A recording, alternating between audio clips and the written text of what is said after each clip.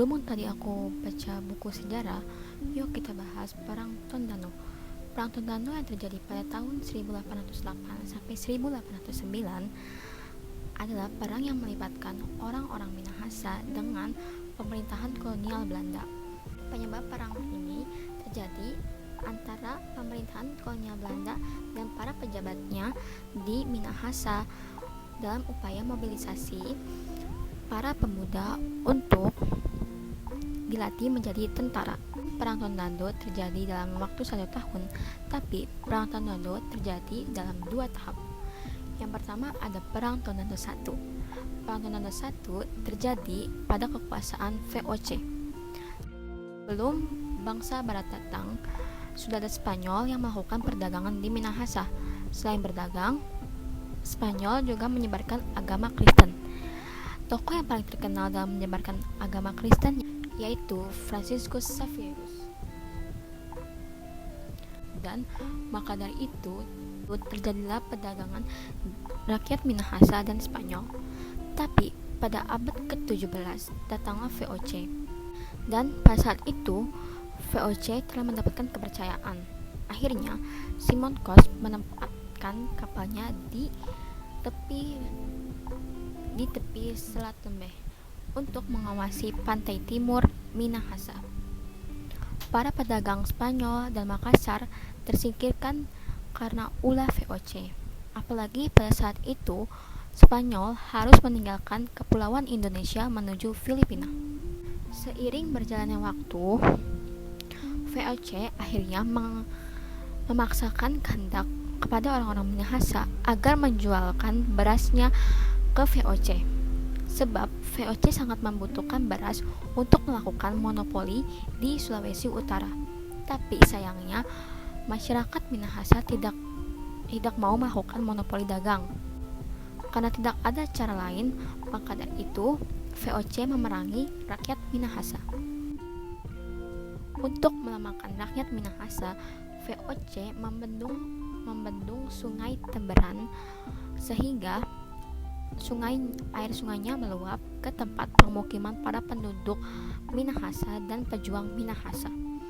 Akibat itu kemudian para penduduk memindahkan pemukimannya di atas Danau Tondano atau disebut dengan Rumah Apung.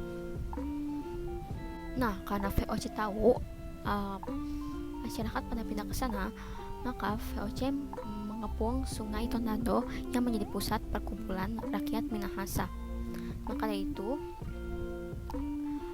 Simon Kos mengeluarkan ultimatum kepada rakyat Minahasa. Ultimatumnya yang berisi yang pertama, orang-orang Minahasa wajib menyerahkan orang yang memberontak VOC. Yang kedua, orang-orang Minahasa wajib menggantikan rugi dengan memberikan 50-60 budak atas kerusakan padi yang digenangi oleh Sungai Temberan. Tapi sayangnya rakyat Minahasa tidak menanggapi semua ultimatum itu. VOC merasa kesal dan ditarik mundur menuju Manado. Tapi setelah itu rakyat Minahasa mengalami masalah karena hasil panennya yang menumpuk. Maka dari itu dengan sangat terpaksa rakyat Minahasa menjualkan hasil panennya kepada VOC. Maka dari itu terbukalah antara VOC dan Minahasa. Berakhirlah Perang Tondano I. Kemudian orang-orang Tondano memindahkan pemukimannya di daratan yang bernama Minawanua atau Ibu Negeri. Nah, sekarang lanjut ke Perang Tondano II. Perang Tondano II sebenarnya terjadi pada awal abad ke-19. Perang ini dilatar belakangi oleh kebijakan Jenderal Dendles yang mana pada saat itu mendapatkan mandat untuk melindungi Pulau Jawa dari serangan Inggris. Dendles membutuhkan banyak pasukan, maka dari itu dia merekrut pasukannya dari pribumi, yang mana pada saat itu suku-suku yang memiliki keberanian dalam berperang, yaitu suku Minahasa, suku Dayak, dan suku Madura. Atas perintah Gubernur Dendles melalui Kapten Hartig, maka mengumpulkan para ukung. Ukung itu kayak pemimpin di suatu wilayah atau setara dengan distrik. Menargetkan 2.000 pasukan Minahasa untuk dikirim ke Pulau Jawa. Tapi pada umumnya banyak orang Minahasa yang tidak setuju dengan kebijakan Gubernur Dendles, yang mana mengirimkan para pemuda menjadi pasukan kolonial di Jawa.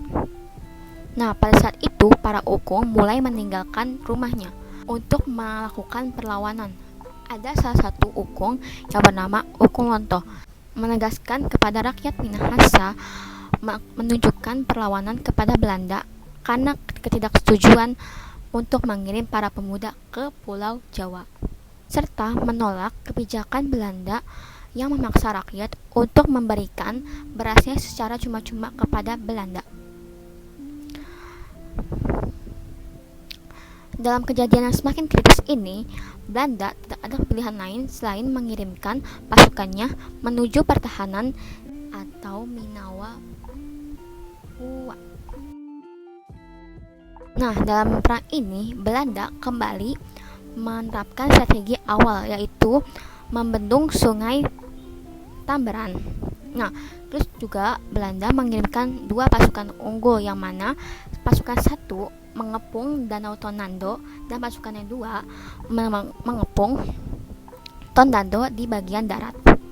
Nah, pada tanggal 23 Oktober pertempuran semakin berkobar, yang mana Belanda berhasil menerobos pintu bambu duri yang membatasi Danau Tonando dengan pemukiman Minawa Nua. Walaupun sudah malam, para pejuang Minahasa tetap melakukan perlawanan dari rumah ke rumah, dan itu membuat Belanda kewalahan. Nah, pada pagi harinya 24 Oktober 1808, Belanda dari darat memborbadir pertahanan Minawanua. Dan setelah itu Belanda melonggarkan serangannya. Tapi tiba-tiba keluarlah orang-orang Tonando memberikan serangan balik kepada Belanda yang berhasil melumpuhkan banyak pasukan Belanda, sehingga Belanda segera ditarik mundur.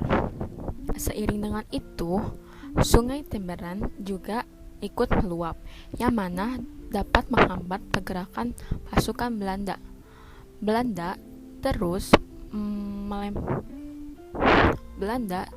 menghujani orang-orang Minahasa dengan meriam. Perang Tonando II berlangsung sangat lama, hingga Agustus tahun 1809. Dalam suasana kepenatan dan kekurangan makanan, pada saat itu mulai ada pasukan yang memihak kepada Belanda.